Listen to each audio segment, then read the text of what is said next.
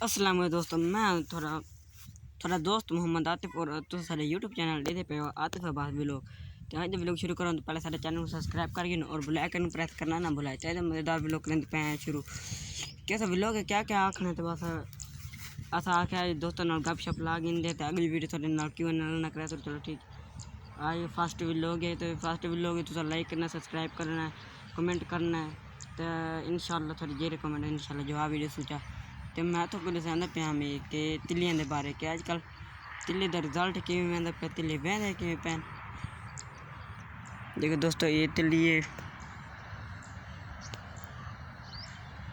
ये तिल्ली ये तिल्ली कपड़ा के जट्टां दा कम नहीं, ये सिर्फ पाकिस्तानी कप सकते हैं क्योंकि पाकिस्तानी ढेर बदमाश होने जियो धड़ धड़ धड़ धड़ मुसलियां दा सही ट्रेंड चलिया पे कसम नाल है।